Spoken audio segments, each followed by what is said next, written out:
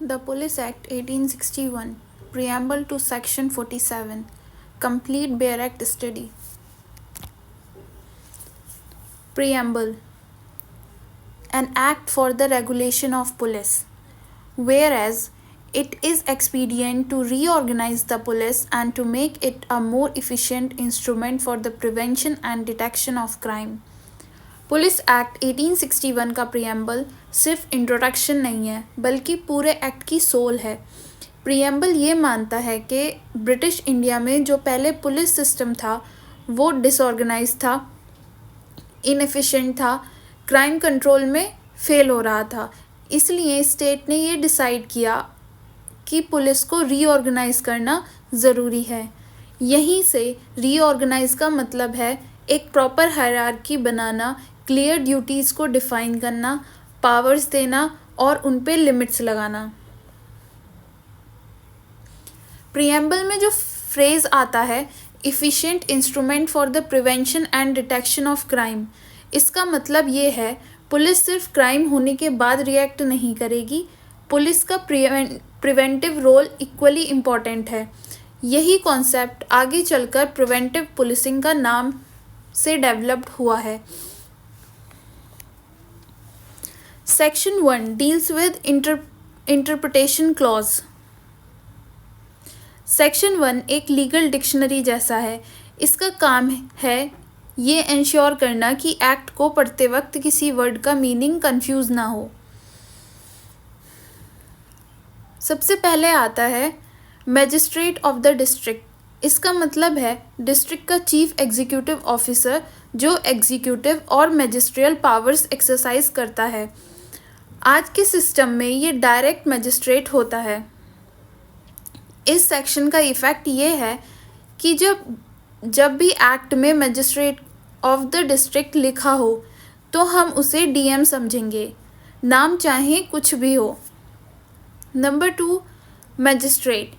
यहाँ सिर्फ डीएम नहीं आता, इसमें इंक्लूड होते हैं एसडीएम, एग्जीक्यूटिव मैजिस्ट्रेट्स, कोई भी अथॉरिटी जो मैजिस्ट्रेट के पावर्स यूज़ कर रही हो। मतलब पुलिस सिर्फ डीएम की नहीं बल्कि बाकी ऑथराइज्ड मैजिस्ट्रेट के ऑर्डर्स भी ओबे करेगी। Number 3 police. ये बहुत इम्पॉर्टेंट डेफिनेशन है। पुलिस का मतलब कोई भी यूनिफॉर्म पहना आदमी नहीं बल्कि सिर्फ वही पर्सन जो इस एक्ट के अंडर फॉर्मली एनरोल्ड हो। इसका impact face police, private security, political guards, इसके अंदर ये सब पुलिस में नहीं माने जाएंगे। जनरल पुलिस डिस्ट्रिक्ट वो एरिया जहाँ पुलिस एक्ट अप्लाई होता है।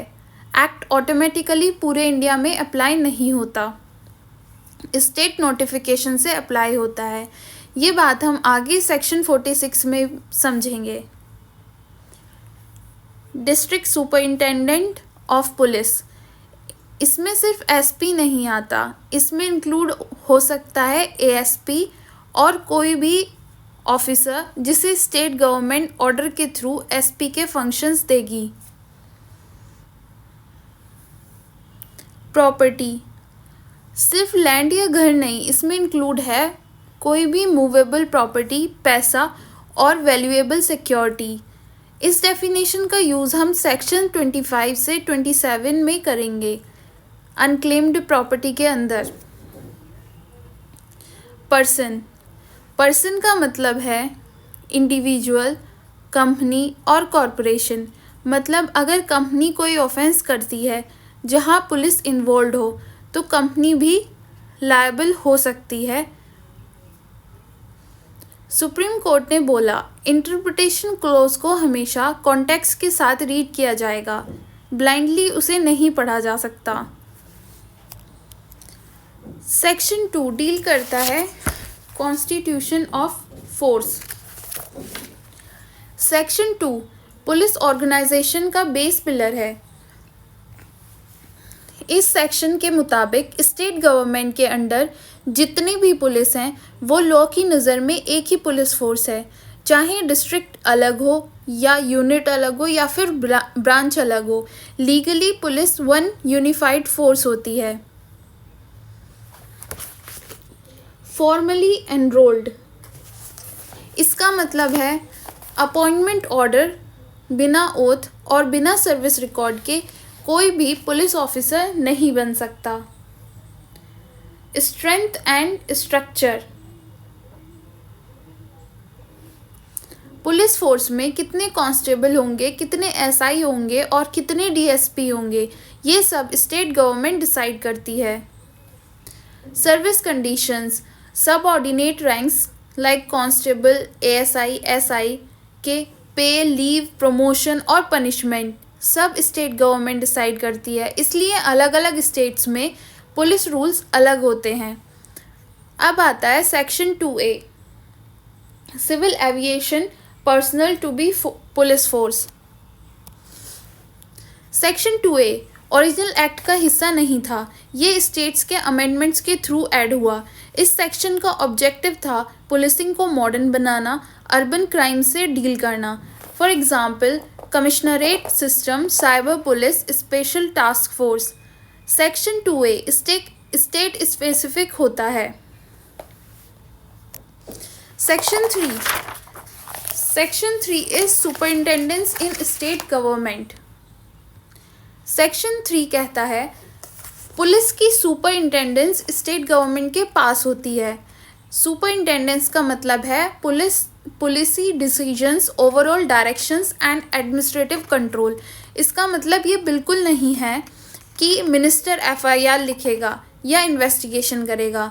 इन्वेस्टिगेशन पुलिस का काम है, पॉलिसी कंट्रोल गवर्नमेंट का काम है। इस सेक्शन का मेन पर्पस है पुलिस को फुल्ली इंडिपेंडेंट फोर्स बनाना, बल्कि रूल ऑफ लॉ के अंदर एग्जीक्यूटिव कंट्रोल में रखना।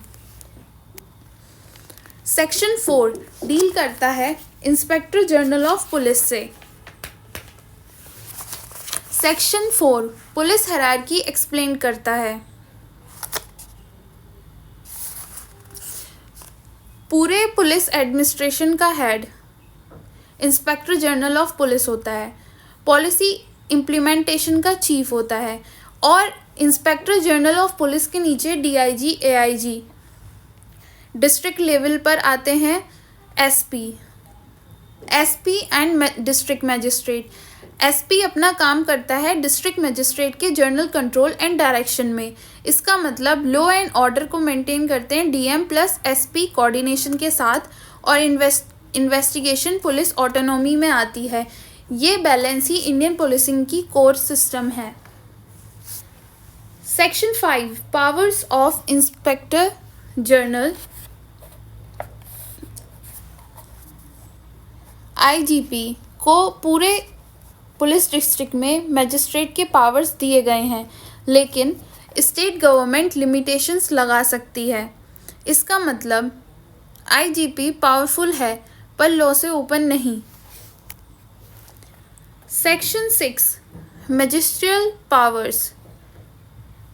This section is repealed by CRPC 1882 Act. Section 6 पहले ऑफिसर्स को मैजिस्ट्रियल पावर देता था, लेकिन सीआरपीसी का आने के बाद इस सेक्शन को रिपील कर दिया गया। आज पुलिस के मैजिस्ट्रियल पावर सीआरपीसी से गवर्न होते हैं। Section 7 appointment, dismissal etcetera of inferior officers. Section 7 police discipline का स्पाइन है।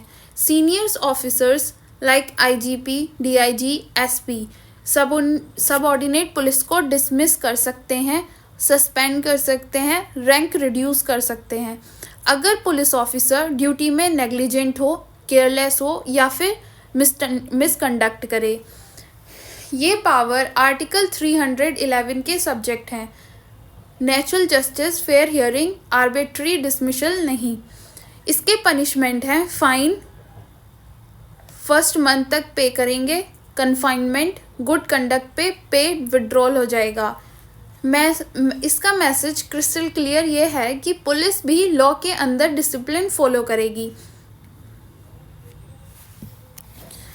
सेक्शन 8 डील करता है Certificates to police.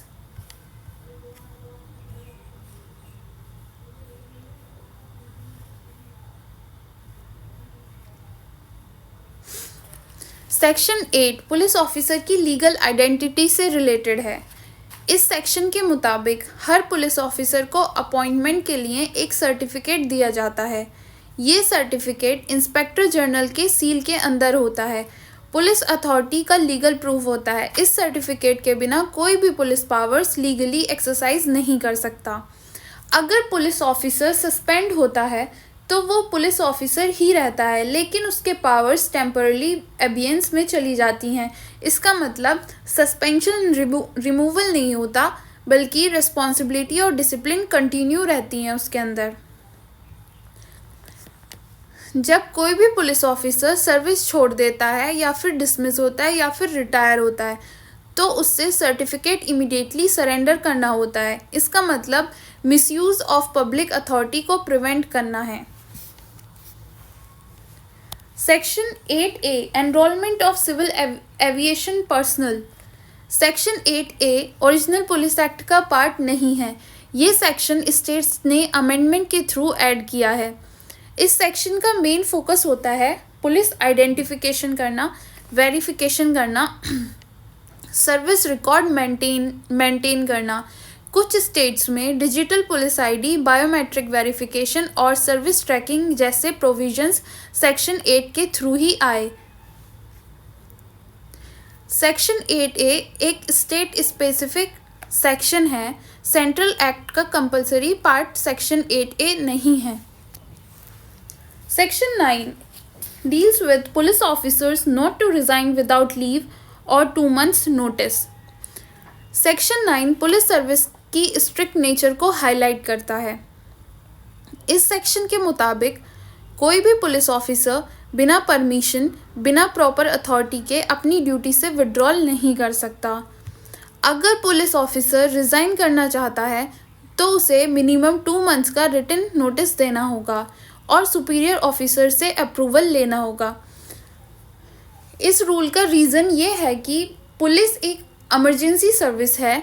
Sudden resignation public order के लिए डेंजरस साबित हो सकता है, इसीलिए पुलिस को नॉर्मल प्राइवेट जॉब जैसे ट्रीट नहीं किया जा सकता।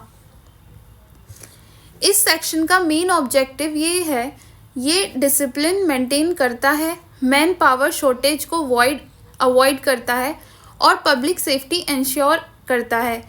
पुलिस सर्विस में पर्सनल कन्वीनियंस से ज़्यादा पब्लिक इंटरेस्ट को प्रायोरिटी दी जाती है। Now come section 10 police officers not to engage in other employment. Section 10 police service के एक्सक्लूसिव नेचर को एक्सप्लेन करता है। इस सेक्शन के अकॉर्डिंग कोई भी पुलिस ऑफिसर अपनी पुलिस ड्यूटी के अलावा किसी भी और एम्प्लॉयमेंट, बिजनेस या ऑफिस में एंगेज नहीं हो सकता जब तक इंस्पेक्टर जनरल ऑफ पुलिस से रिटन परमिशन ना ले। इस रूल का मेन रीज़न ये है कि पुलिस सर्विस को फुल टाइम, डिसिप्लिन्ड और कॉन्फ्लिक्ट फ्री रखा जा सके। अगर पुलिस ऑफिसर दूसरी जॉब करे तो उसका फोकस डिवाइड हो जाता है, कॉन्फ्लिक्ट अराइज हो सकते हैं और करप्शन का भी रिस्क बढ़ जाएगा। इसलिए लॉ पुलिस को क्लियरली कहता है ईदर यू आर पुलिस और यू आर समथिंग एल्स, दोनों एक साथ कभी नहीं। पुलिस कांस्टेबल बिजनेस नहीं चला सकता, एसआई प्राइवेट सिक्योरिटी का काम नहीं कर सकता, बिना परमिशन ट्यूशन, जॉब या कंसल्टेंसी भी अलाउड नहीं होती। सेक्शन 11 पहले पुलिस के रिटायरमेंट फंड से रिलेटेड था, लेकिन बाद में जब pension laws, service rules, financial regulations developed हुए तो सेक्शन 11 को रिपीलिंग एक्ट 1874 के थ्रू रिपील कर दिया गया। आज police pension, retirement benefits state service rules के अंडर आते हैं, पुलिस एक्ट के नहीं। सेक्शन 11 एग्जिस्ट नहीं करता, लेकिन क्वेश्चंस में रिपील्ड लिखकर आ सकता है, तो सेक्शन 11 भी इम्पॉर्टेंट है। Section 12 power of inspector general to make rules. Section 12 inspector general of police को रूल मेकिंग अथॉरिटी देता है, लेकिन एक इम्पॉर्टेंट कंडीशन के साथ। इंस्पेक्टर जनरल ऑफ पुलिस अपनी मर्जी से रूल्स नहीं बना सकते। रूल्स तभी वैलिड होंगे जब स्टेट गवर्नमेंट अप्रूव करे। Inspector general of police following matters पर रूल बना सकते हैं। Number 1, organisation of police force. कौन सा यूनिट कौन सा काम करेगा ये आईजीपी डिसाइड करते हैं। क्लासिफिकेशन और and distribution. Constable, SI, DSP का काम रूरल या फिर अर्बन डिप्लॉयमेंट में क्या होगा। Residence of police officers, police lines के अंदर या फिर बैरक्स के अंदर। ट्रेनिंग एंड इंस्पेक्शन में डिसिप्लिन और एफिशिएंसी। आर्म्स एंड इक्विपमेंट्स में weapons, uniform, accessories. Intelligence collection के अंदर क्राइम इंफॉर्मेशन और पब्लिक पीस को मेंटेन करने के रूल्स। Objective of section 12। इस सेक्शन का मेन एम है पुलिस फोर्स को professional banana, abuse of power को रोकना, ड्यूटी नेग्लिजेंट प्रिवेंट करना। इसलिए आईजीपी रूल्स बनाते हैं, लेकिन स्टेट गवर्नमेंट का कंट्रोल बना रहता है। Section 13 deals with additional policies officer employed at cost of individuals। Section 13 एक स्पेशल सिचुएशन के लिए बनाया गया। अगर किसी पर्टिकुलर जगह पर एक्स्ट्रा पुलिस प्रोटेक्शन की नेसेसिटी हो और कोई इंडिविजुअल ये रिक्वेस्ट करे तो inspector general, DIG, SP additional police force deploy कर सकते हैं, पर इसके लिए कुछ इम्पॉर्टेंट कंडीशंस भी ज़रूरी हैं। एप्लीकेंट को नेसेसिटी प्रूव करनी होती है। पुलिस डिप्लॉयमेंट एसपी के कंट्रोल में रहेगी और कॉस्ट एप्लीकेंट बियर करेगा, गवर्नमेंट नहीं। एप्लीकेंट 1 मंथ का रिटन ऑर्डर देकर एडिशनल पुलिस विड्रॉ करवा सकता है। इसका पर्पस ये है कि पुलिस सोर्सेज का मिसयूज़ नहीं हो और गवर्नमेंट पर अननेसेसरी बर्डन ना पड़े, जैसे कि किसी प्राइवेट इवेंट के लिए या फिर लैंड डिस्प्यूट के लिए या फिर सेंसिटिव लोकेशन के लिए एक्स्ट्रा पुलिस लगाई जा सकती है।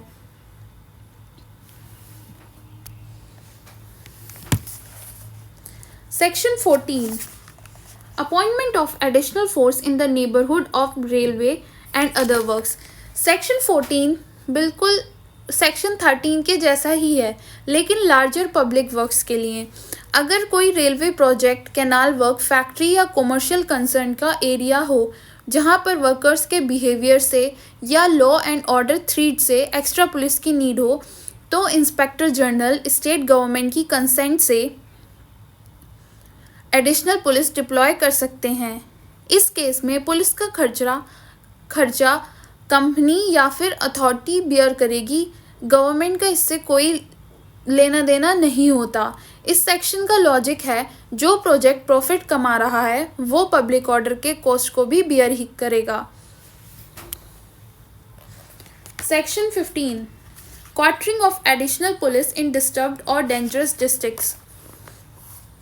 सेक्शन 15 स्टेट गवर्नमेंट को एक्स्ट्रा ऑर्डिनरी पावर देता है।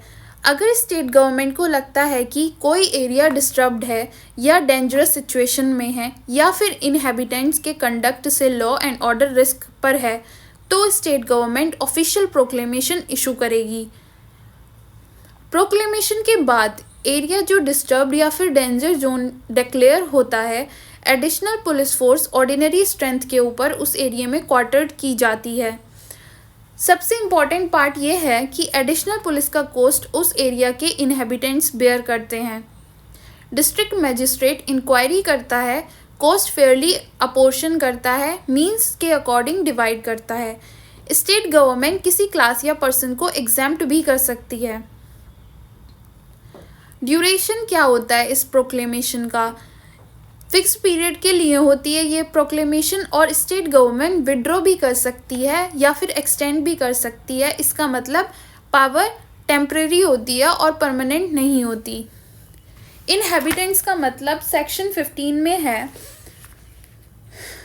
इनहेबिटेंट्स को इंक्लूड किया जाता है कि जो लैंड होल्डर्स होते हैं, टेनेंट्स होते हैं, लैंडलॉर्ड्स और रेंट कलेक्टर्स, चाहे वो वहाँ फिजिकली रहते हों या नहीं। सेक्शन 15 का एम है कलेक्टिव रिस्पॉन्सिबिलिटी क्रिएट करना, रियॉट्स और वायलेंस डिस्करेज करना एंड लोकल पॉपुलेशन को पीस मेंटेन करने के लिए अकाउंटेबल बनाना। Section 15A awarding compensation to sufferers from misconduct of inhabitants or persons interested in land.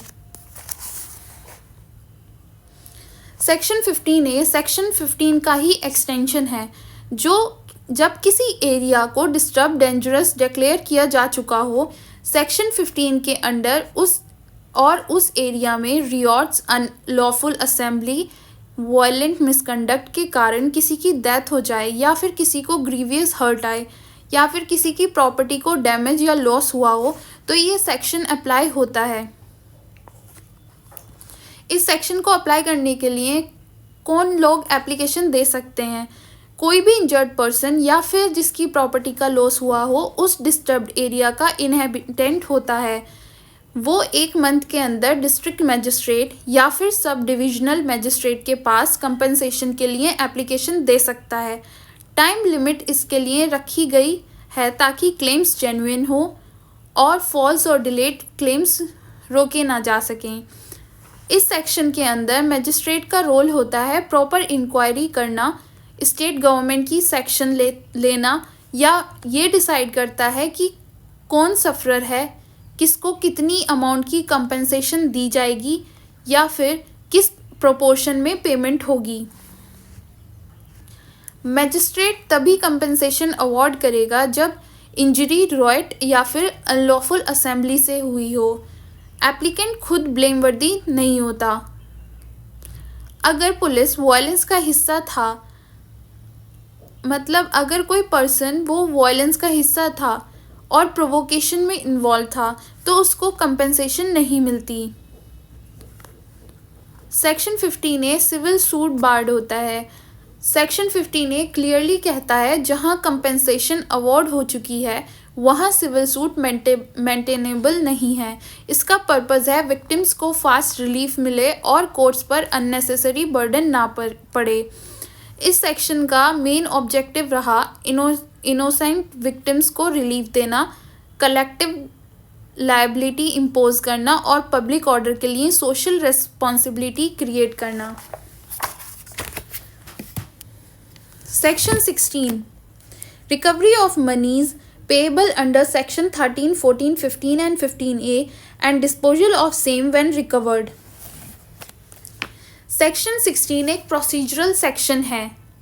इस सेक्शन के मुताबिक सेक्शन 13, 14, 15 और 15A के अंडर जो पैसा पेएबल है वो रिकवर किया जा सकता है क्रिमिनल प्रोसीजर कोड के प्रोसीजर से या फिर सिविल सूट के थ्रू। रिकवरी का तरीका क्या होगा? डिस्ट्रिक्ट मजिस्ट्रेट फाइन्स की तरह रिकवरी करवा सकता है अटैचमेंट, डिस्ट्रेस वारंट या फिर रिकवरिंग प्रोसीडिंग्स यूज़ करके। सेक्शन 15A के अंदर जो पैसा रिकवर होता है वो गवर्नमेंट के पास नहीं जाता बल्कि डायरेक्टली विक्टिम्स को पे किया जाता है। इसका पर्पस क्लियर है, कंपनसेशन का बेनिफिट सिर्फ सफरर को ही मिलेगा। सेक्शन 17 डील करता है स्पेशल पुलिस ऑफिसर्स से। सेक्शन 17 इमरजेंसी सिचुएशन के लिए बनाया गया है। अगर रियोट हो चुका हो या रियोट का रीजनेबल अप्रीहेंशन हो और रेगुलर पुलिस फोर्स इनसफिशिएंट हो तो इंस्पेक्टर या उससे ऊपर रैंक का ऑफिसर नियरेस्ट मजिस्ट्रेट से रिक्वेस्ट कर सकता है कि लोकल रेसिडेंट्स को स्पेशल पुलिस ऑफिसर्स अपॉइंट किए जाएं। स्पेशल पुलिस ऑफिसर्स होते कौन हैं? वो लोकल एरियाज़ के रेसिडेंट्स होते हैं। टेम्परेरी अपॉइंटमेंट की जाती है उनकी और लिमिटेड टाइम और लिमिटेड एरिया के लिए ये पुलिस फोर्स का परमानेंट हिस्सा नहीं होते हैं। इस अपॉइंटमेंट का मेन एम है मैन पावर शॉर्टेज को इमीडिएटली फिल करना, लोकल कोऑपरेशन लेना और रियोट कंट्रोल में फास्ट रिस्पॉन्स देना। सेक्शन 18 डील करता है special powers of special police officers.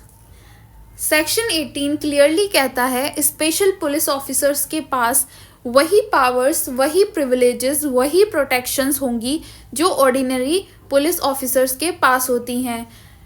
Special police officers की ड्यूटीज़ और लायबिलिटीज़ सेम डिसिप्लिन के अंडर होती हैं, सेम पेनल्टीज़ के लायबल होते हैं और सेम अथॉरिटीज़ के सबऑर्डिनेट होते हैं। इसका मतलब स्पेशल पुलिस कोई हाफ पुलिस नहीं होती, जब तक ड्यूटी में है फुल पुलिस अथॉरिटी होती है।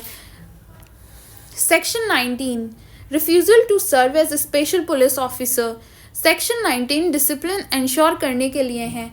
अगर कोई person special police officer appoint होने के बाद बिना सफिशिएंट एक्सक्यूज़ ड्यूटी रिफ्यूज़ करता है या फिर लॉफुल ऑर्डर डिसोबे करता है तो मजिस्ट्रेट के सामने कन्विक्शन फाइन ₹50 तक लग सकता है।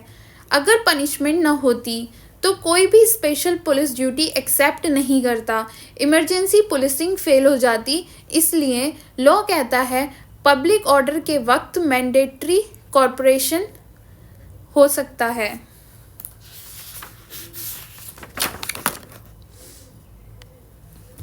Section 20 authority to be exercised by police officers.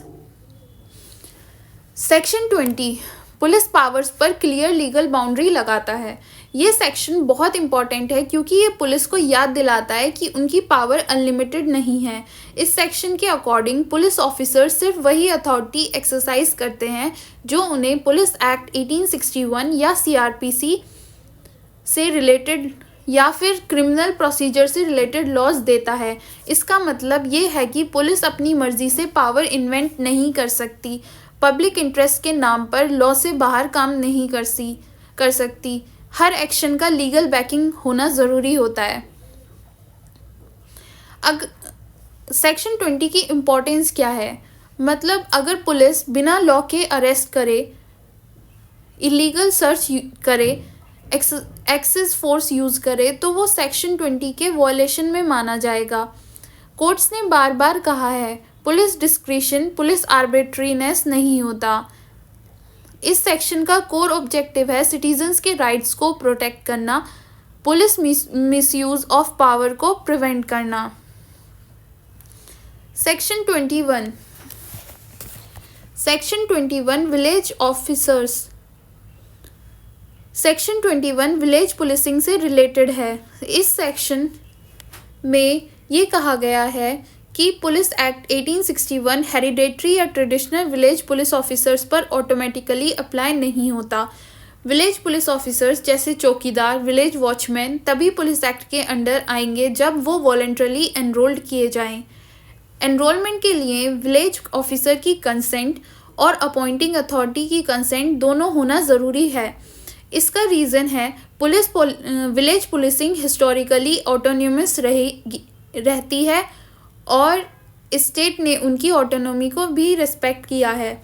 जब विलेज पुलिस एनरोल हो जाता है तो वो सेक्शन 20 के रेस्ट्रिक्शंस के अंडर आ जाता है, यानी कि limited authority, no misuse.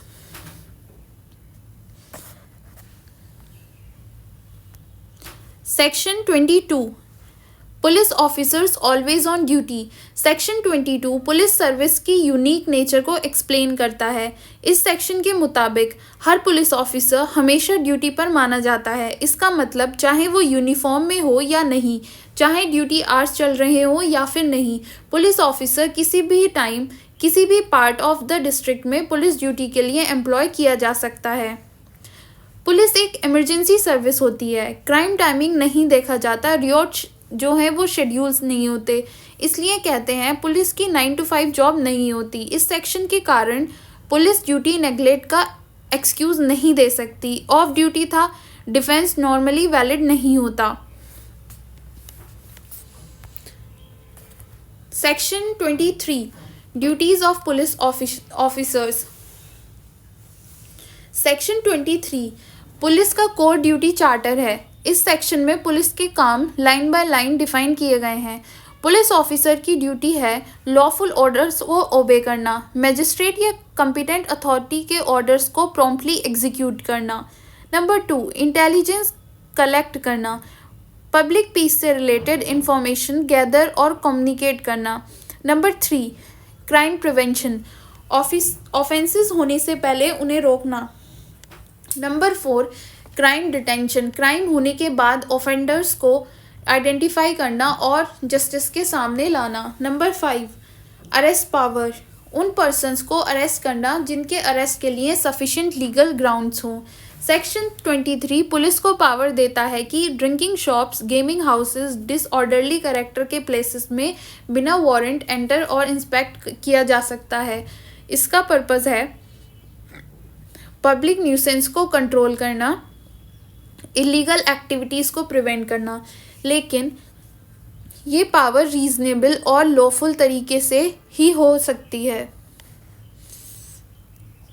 Section 24 police officer may lay information etc. It shall be lawful for any police officer to lay any information before any magistrate and to apply for the summons, warrants, search warrants or such other legal process as may by law be issued against any person committing an offence. Section 24 police को judicial process initiate करने का right देता है। इस section के मुताबिक police officer magistrate के सामने इंफॉर्मेशन रख सकता है और अप्लाई कर सकता है समन, वारंट, सच वारंट, अदर लीगल प्रोसेसेस। इसका मतलब पुलिस सिर्फ एग्जीक्यूटिव बॉडी नहीं है, वो क्रिमिनल सिस्टम का स्टार्टिंग पॉइंट भी है। इस सेक्शन की इम्पोर्टेंस है कि अगर पुलिस ये पावर ना रखे तो क्राइम रिपोर्टिंग स्लो हो जाएगी और जस्टिस डिलीवरी डिले हो जाएगा। इसलिए लॉ पुलिस को प्रोसीजरल एक्सेस देता है, लेकिन फाइनल डिसीजन हमेशा मजिस्ट्रेट का ही होता है।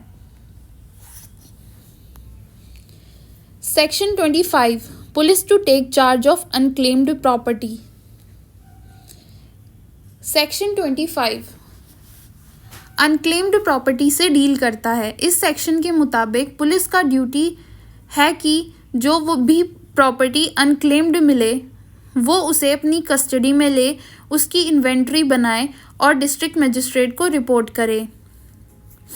This section is important because unclaimed property theft का रिस्क होती है, कोई भी मिसयूज़ कर सकता है, इसलिए पुलिस को टेम्परेरी ट्रस्टी की तरह ट्रीट किया गया है। क्या फिर पुलिस डिस्क्रिशन अलाउड है? नहीं, पुलिस प्रॉपर्टी अपनी मर्जी से डिस्पोज नहीं कर सकती, मजिस्ट्रेट के ऑर्डर्स फॉलो करना मैंडेटरी होता है।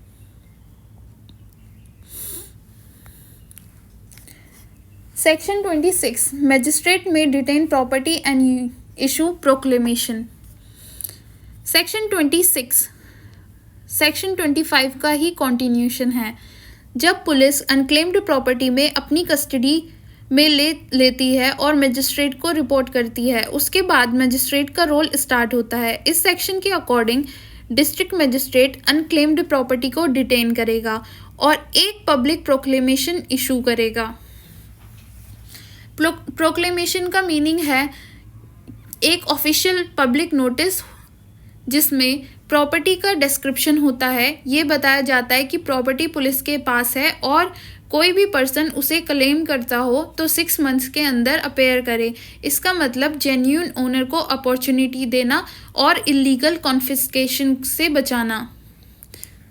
इसकी टाइम लिमिट्स होती है 6 मंथ का लॉन्ग टाइम, क्योंकि ओनर किसी और जगह हो सकता है और प्रॉपर्टी लॉस का तुरंत पता ना चला तो वो हो।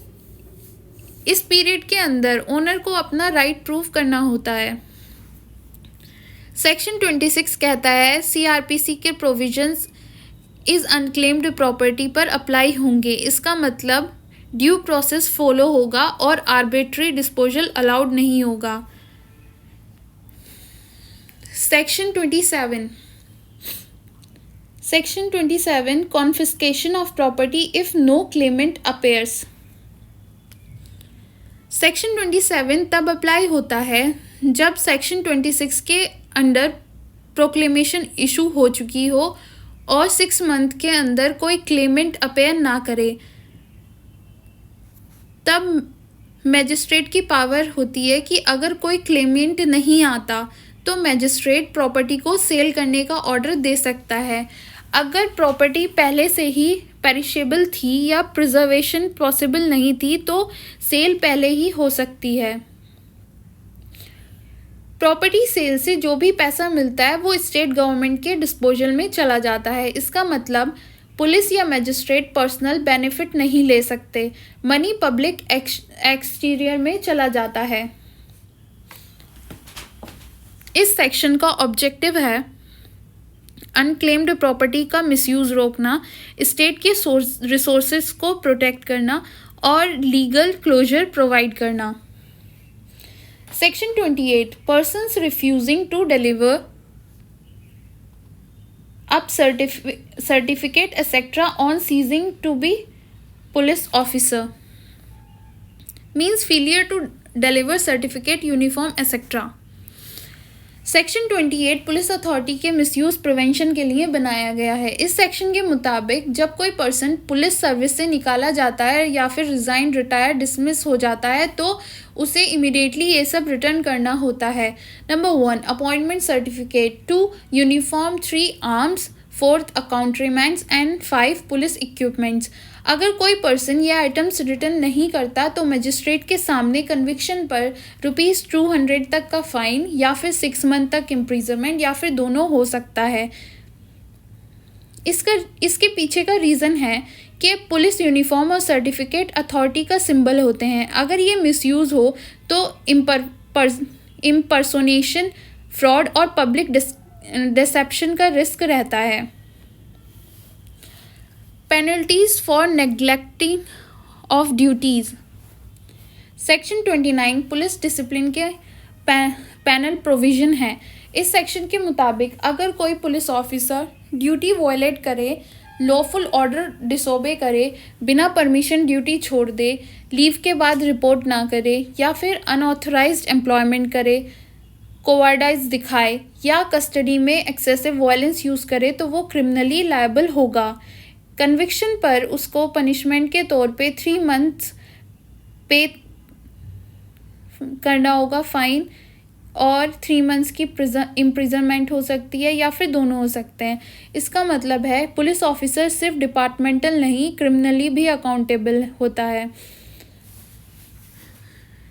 इस सेक्शन का सबसे स्ट्रॉन्ग मैसेज है पुलिस यूनिफॉर्म प्रोटेक्शन नहीं, रिस्पॉन्सिबिलिटी है। Section 30 regulation of public assemblies and processions. Section 30 public order policing का कोर सेक्शन है। इस सेक्शन के according district superintendent, assistant SP public roads, streets, thoroughfares पर होने वाली असेंबलीज, प्रोसेशंस को रेगुलेट कर सकती है। इसके अंडर पुलिस के पास पावर्स होती है, वो रूट डिसाइड कर सकती है, टाइम डिसाइड कर सकती है और कंडीशंस को इम्पोज कर सकती है। अगर पुलिस को लगता है कि असेंबली अनकंट्रोल्ड हुई तो ब्रीच ऑफ पीस हो सकता है, इसलिए लाइसेंस अप्लाई करना कंपलसरी वो कर सकती है। लाइसेंस जो है वो फ्री होता है, उसकी कोई फ़ीस नहीं होती, उसमें कंडीशंस स्पेसिफाई करते हैं और वायलेशंस पर पेनल्टी होती है। इसका मेन एम होता है प्रोटेस्ट बैन नहीं करना और बल्कि पीसफुल कंडक्ट को इंश्योर करना। इसके अंदर जो म्यूज़िक रेगुलेशंस होती हैं, पुलिस फेस्टिवल्स, रिलीजियस प्रोसेशंस में लाउड म्यूज़िक रेगुलेट कर सकती है। Section 30A power to stop unlawful assemblies. Section 38 section 30 का ही एनफोर्समेंट मैकेनिज्म है। इस सेक्शन के अकॉर्डिंग अगर कोई असेंबली या प्रोसेशन लाइसेंस कंडीशन वायलेट करे या पुलिस ऑर्डर डिसोबे करे तो मजिस्ट्रेट, एसपी, इंस्पेक्टर, एसएचओ उसे स्टॉप या डिस्पर्स कर सकता है। अगर असेंबली डिस्पर्स होने से रिफ्यूज़ करे तो वो रॉन्गफुली असेंबली मानी जाएगी। इसका मतलब आईपीसी प्रोविजंस को अप्लाई कर दिया जाएगा और क्रिमिनल लायबिलिटी भी अराइज होगी। इस सेक्शन का ऑब्जेक्टिव है पुलिस ऑर्डर्स को एनफोर्सिएबल बनाना और पब्लिक डिसऑर्डर को तुरंत कंट्रोल करना एंड प्रिवेंटिव एक्शन लेना। Section 31 police to keep order on public roads. Section 31 police का day to day public order duty define करता है। ये सेक्शन ग्राउंड लेवल पुलिसिंग का बैकबोन है। इस सेक्शन के अकॉर्डिंग पुलिस का ड्यूटी है कि वो ऑर्डर मेंटेन करे पब्लिक रोड्स पर, स्ट्रीट्स और थ्रोफेयर्स पर, घाट्स और लैंडिंग प्लेसेस पर और हर जगह जहां पब्लिक गैदर हो सकती है। जब पब्लिक असेंबलीज हो रही हों या फिर प्रोसेशंस निकल रहे हों या कोई रिलीजियस वर्शिप के टाइम क्राउड हो, तो पुलिस का ड्यूटी है ऑब्स्ट्रक्शन को प्रिवेंट करना, ट्रैफिक को क्लियर करना, स्टैम्पेड या वॉयलेंस का रिस्क अवॉइड करना। पुलिस सिर्फ रिएक्ट नहीं करती बल्कि एंटिसिपेटरी एक्शन भी लेती है। सेक्शन 31 का पर्पस है कॉमन सिटीजन्स का राइट टू फ्री मूवमेंट को प्रोटेक्ट करना।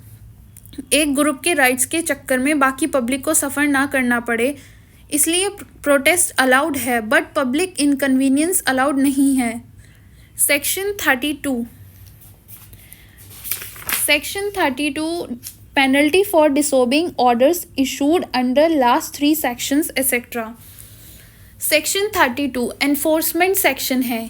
ये सेक्शन कहता है अगर कोई पर्सन सेक्शन 30A या फिर 31 के अंडर पुलिस के लॉफुल ऑर्डर्स को अपोज करे या फिर डिसोबे करे या लाइसेंस कंडीशन वॉयलेट करे तो वो पनिशेबल ऑफेंस कमिट करता है। इसका पनिशमेंट है कन्विक्शन पर 200 तक का फाइन लग सकता है। ये अमाउंट छोटी लग सकती है लेकिन इसका रियल इम्पैक्ट ये है कि पुलिस ऑर्डर्स को लीगल अथॉरिटी मिल जाती है। वॉयलेशन क्रिमिनल रिकॉर्ड बना सकता है।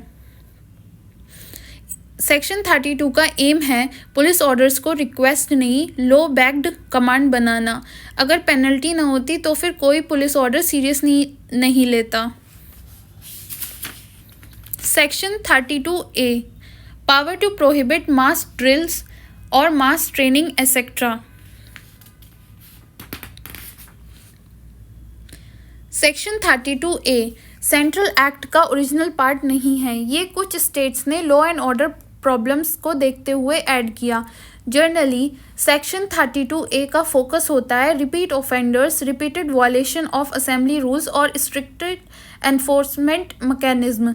कुछ स्टेट्स में हायर पेनल्टीज, एनहेंस्ड पावर और फास्टर एक्शन जैसे प्रोविजंस दिए गए हैं। सेक्शन 32B स्टेट अमेंडमेंट है। ये डील करती है penalty for contravention of prohibition under section 32A।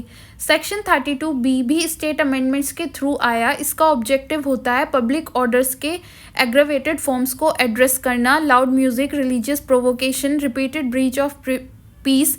इस सेक्शन के अंदर strict condition, enhanced consequences apply की जा सकती हैं। ये सेक्शन स्टेट को फ्लेक्सिबिलिटी देते हुए पब्लिक ऑर्डर मैनेज करने के लिए बनाया गया था।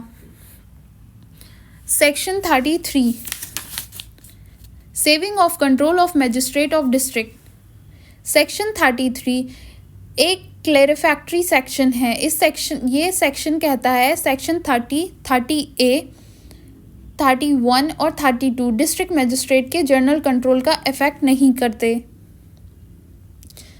मतलब पुलिस असेंबलीज रेगुलेट करेंगी, लाइसेंस देंगी और ऑर्डर पास करेंगी, लेकिन ओवरऑल सुपरवाइजरी अथॉरिटी डीएम के पास रहेगी।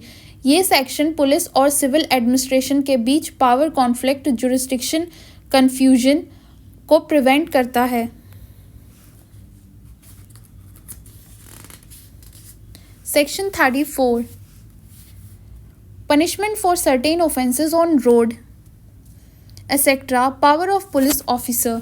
Section 34 minor public nuisance offences से डील करता है, लेकिन पावर्स काफ़ी स्ट्रॉन्ग है। इस सेक्शन के अकॉर्डिंग अगर कोई पर्सन पब्लिक रोड, स्ट्रीट या फिर ओपन प्लेस पर ऐसे एक्ट करता है जो obstruction, annoyance, dangers, inconvenience create करते हैं, तो पुलिस बिना वारंट के अरेस्ट कर सकती है। सेक्शन 34 इंक्लूड करता है रेकलेस राइडिंग और driving, cruelty to animals, unnecessary obstruction, goods को रोड पर रखना, फिल्थ, रबिश, स्टोन्स फेंकना या फिर ड्रंक या रियोटियस बिहेवियर क्रिएट करना, इनडिसेंट एक्सपोजर या डेंजरस प्लेसेस को अनफेंस्ड छोड़ना। इसके कन्विक्शन पर 50 रुपये तक का फ़ाइन या फिर 8 दिन तक इम्प्रिजनमेंट या फिर दोनों हो सकते हैं। सेक्शन 34 का पर्पस है सिटीज़ को लिवेबल रखना, पैटी न्यूसेंस को सीरियस बनने से पहले कंट्रोल करना। पुलिस का इंस्टेंट एक्शन पावर मिलती है इस सेक्शन के अंदर। Section 34A। Section 34A states compounding of offences under Section 32 and 34. Section 34A कुछ स्टेट्स ने ऐड किए हैं जो कवर करते हैं modern urban offences, traffic related nuisance और पब्लिक सेफ्टी रिस्क, जैसे repeated traffic obstruction, unauthorised street activities, crowd mismanagement. ये सेक्शन पुलिस को कंटेम्प्रेरी चैलेंज हैंडल करने के टूल्स देता है। Section 35 jurisdiction. सेक्शन 35 एक प्रोसीजरल सेफगार्ड सेक्शन है। ये बताता है कि अगर किसी पुलिस ऑफिसर के खिलाफ चार्ज लगता है तो कौन सा केस उसको डिसाइड करेगा। इस सेक्शन के अकॉर्डिंग अगर कांस्टेबल से ऊपर रैंक के पुलिस ऑफिसर के खिलाफ पुलिस एक्ट के अंडर कोई चार्ज हो तो उस चार्ज की इंक्वायरी का डिसीजन सिर्फ मजिस्ट्रेट के पावर्स एक्सरसाइज करने वाला ऑफिसर ही करेगा। इस सेक्शन का पर्पस है सीनियर पुलिस ऑफिसर्स को लोअर लेवल हैरेसमेंट से बचाना और इंश्योर करना कि उनके पास उनके केसेस में प्रॉपर जुडिशियल अथॉरिटी के सामने ही डिसाइड किए जाएं। इसका मतलब ये नहीं है कि सीनियर पुलिस ऑफिसर लॉ से ऊपर हैं, बल्कि ये है कि कॉम्पिटेंट अथॉरिटी ही उनका ट्रायल करेगी। Section 36 power to prosecute under other law not affected. Section 36 एक सेविंग क्लॉज है। इस सेक्शन में कहा गया है कि अगर कोई एक्ट पुलिस एक्ट के अंडर ऑफेंस है तो उस पर्सन को किसी और लॉ के अंडर भी प्रोसिक्यूट किया जा सकता है, जैसे कि आईपीसी, सीआरपीसी या फिर स्पेशल लॉज। बट सेक्शन 36 एक इम्पॉर्टेंट प्रिंसिपल प्रोटेक्ट करता है, no person shall be punished twice for the same offence. ये article 20 clause 2 of the constitution का रिफ्लेक्शन है। इसका मतलब सेम एक्ट के लिए 2 बार पनिशमेंट नहीं दी जा सकती। Section 37 recovery of penalties and fines imposed by magistrate. Section 37 बताता है कि पुलिस एक्ट के अंडर जो फाइन्स पेनल्टीज लगती हैं उनको रिकवर कैसे किया जाएगा। इस सेक्शन के अकॉर्डिंग आईपीसी के सेक्शन 64, 70 और सीआरपीसी के रिकवरी प्रोविजंस अप्लाई होते हैं। अगर फाइन पे नहीं होता तो इम्प्रिजनमेंट इन डिफ़ॉल्ट या अटैचमेंट या लीगल रिकवरी पॉसिबल है। सेक्शन 34 के फाइन का केस में डिफ़ॉल्ट इम्प्रिजनमेंट 8 दिन से ज़्यादा नहीं होती।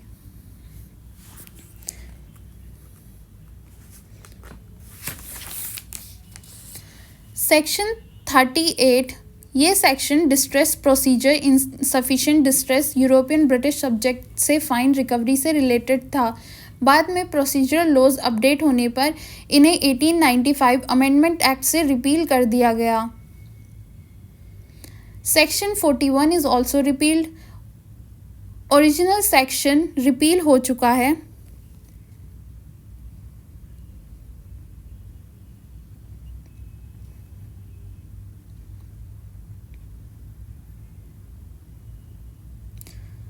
Section 41 rewards to police. Original section repeal हो चुका है, लेकिन पुलिस फंड से related limited provisions transitional orders के थ्रू एग्जिस्ट करता है। पर्पस था पुलिस और इन्फॉर्मर्स को रिवॉर्ड देना, कॉन्फिडेंशियल इंफॉर्मेशन एनकरेज करना।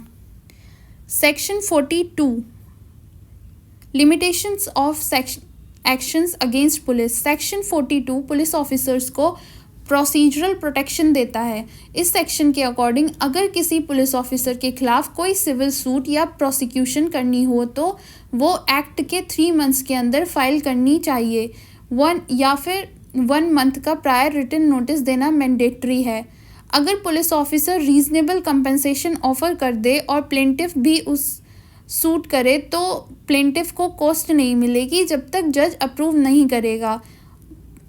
अगर पुलिस ऑफिसर सेम एक्ट के लिए क्रिटिकली प्रोसिक्यूट हो चुका हो तो सिविल एक्शन बार्ड हो जाता है।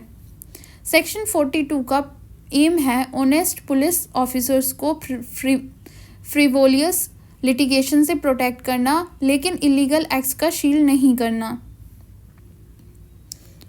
Section 43 plea that act was done under warrant. Section 43 police officers को लीगल डिफेंस देता है। अगर पुलिस ऑफिसर के खिलाफ कोई एक्शन या प्रोसिक्यूशन हो तो वो प्लीड कर सकता है कि उसने मजिस्ट्रेट के वारंट के अंडर किया था। पुलिस ऑफिसर को ओरिजिनल वारंट प्रोड्यूस करना होता है और मजिस्ट्रेट के सिग्नेचर का प्रूफ नॉर्मली रिक्वायर्ड नहीं होता। अगर वारंट जेन्युइन है तो पुलिस ऑफिसर को रिलीफ मिल जाती है, चाहे मजिस्ट्रेट के जुरिस्डिक्शन में डिफेक्ट क्यों ना हो। इस सेक्शन का सेफगार्ड ये है कि मतलब ये बिल्कुल मजिस्ट्रेट गलत ऑर्डर दे सकता है। इस सेक्शन का मतलब ये बिल्कुल नहीं था कि मजिस्ट्रेट गलत ऑर्डर दे सकता है, बल्कि विक्टिम मजिस्ट्रेट के खिलाफ रेमेडी परस्यू कर सकता है। Section 44 police officers to keep diary. Section 44 police station functioning का कोर रिकॉर्ड कीपिंग सेक्शन है। इस सेक्शन के अकॉर्डिंग हर पुलिस स्टेशन के इंचार्ज को एक जर्नल डायरी मेंटेन करनी होती है। डायरी में हम क्या क्या रिकॉर्ड रखते हैं police officer? Complaints, FIR related information, arrest, accused के details, seized property, examined witness. मजिस्ट्रेट का पावर है डायरी इंस्पेक्ट कर सकता है और अकाउंटेबिलिटी इंश्योर कर सकता है। सुप्रीम कोर्ट ने क्लैरिफाई किया सेक्शन 44 की जर्नल डायरी और CRPC सेक्शन 167 की केस डायरी अलग अलग होती हैं। सेक्शन 45 स्टेट गवर्नमेंट में prescribe returns. Section 45 administrative reporting से रिलेटेड है। इस सेक्शन के according state government inspector general और पुलिस ऑफिसर से रिटर्न्स एंड रिपोर्ट्स मंगवा सकती है। गवर्नमेंट फॉर्म प्रिस्क्राइब करती है और फ्रीक्वेंसी डिसाइड करती है। इसका एम है पुलिस फंक्शनिंग पर एडमिनिस्ट्रेटिव ओवरसाइट रखना। Section 46 scope and extent of act. Section 46 बताता है कि पुलिस एक्ट 1861 ऑटोमेटिकली पूरे इंडिया में अप्लाई नहीं होता। ये एक्ट तभी अप्लाई होता है जब स्टेट गवर्नमेंट ऑफिशियल गैजेट में नोटिफिकेशन इशू करे। एक्ट एक्सटेंड होने के बाद स्टेट गवर्नमेंट प्रोसीजर्स रेगुलेट कर सकती है, कंपनसेशन रूल बना सकती है एंड इम्प्लीमेंटेशन डिटेल्स प्रिस्क्राइब कर सकती है। सेक्शन 46 का कोर प्रिंसिपल है, कोर्ट्स ने कहा कोई एक्ट तभी पुलिस एक्ट के अंडर माना जाएगा जब एक्ट और एक्ट के प्रोविजंस के बीच रीजनेबल नेक्सस हो। Section 47 authority of SP over village police. Section 47 village policing control से रिलेटेड है। इस सेक्शन के अकॉर्डिंग स्टेट गवर्नमेंट डिक्लेयर कर सकती है कि विलेज पुलिस ऑफिसर SP के कंट्रोल में काम करेंगे, लेकिन डिस्ट्रिक्ट मजिस्ट्रेट का जनरल सुपरविजन बना रहेगा। इस सेक्शन का एम है विलेज पुलिस को मॉडर्न पुलिसिंग के साथ इंटीग्रेट करना और एडमिनिस्ट्रेटिव बैलेंस मेंटेन करना।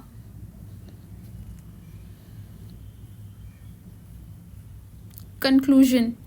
The Police Act 1861 forms the foundation of modern policing system in India. Police act 1861 Bharat में मॉडर्न पुलिसिंग सिस्टम की फाउंडेशन है। इस एक्ट का प्राइमरी ऑब्जेक्टिव है पुलिस फोर्स को रीऑर्गेनाइज, डिसिप्लिन बेस्ड और इफ़िशिएंट बनाना, ताकि क्राइम के प्रिवेंशन और डिटेक्शन इफ़ेक्टिव तरीके से हो सकें। इस एक्ट के थ्रू पुलिस को नेसेसरी पावर्स दी गई हैं, साथ ही स्ट्रिक्ट अकाउंटेबिलिटी मैकेनिज्म भी लगाए गए हैं। एक्ट एक बैलेंस क्रिएट करता है जो strong police authority plus rule of law और प्लस जुडिशियल सुपरविजन को एक साथ लाता है। ये एक्ट क्लियरली एस्टेब्लिश करता है पुलिस स्टेट गवर्नमेंट के सुपरिंटेंडेंस में काम करेगी, डिस्ट्रिक्ट मजिस्ट्रेट को कंट्रोल पुलिस ऑर्डर मैटर्स में सुप्रीम रहेगा और पुलिस पावर्स एब्सोल्यूट नहीं है बल्कि लो बाउंड हैं। Section 30 to 34 public order maintain करने पर फोकस करते हैं। सेक्शन 40 to 44 पुलिस को प्रोसीजरल प्रोटेक्शन के साथ अकाउंटेबिलिटी भी इम्पोज करते हैं और सेक्शन 46 एंड 47 एक्ट के स्कोप और एडमिनिस्ट्रेटिव हायरार्की को डिफाइन करते हैं। पुलिस एक्ट 1861 भले ही कॉलोनियल एरा का लॉ हो, लेकिन आज भी ये पुलिसिंग का कोर फ्रेमवर्क प्रोवाइड करता है। जब तक नए comprehensive police reforms fully implement नहीं होते, इस एक्ट का एसेंस यही है, पुलिस एक पावरफुल फोर्स है लेकिन सिर्फ लॉ के अंडर और पब्लिक इंटरेस्ट में।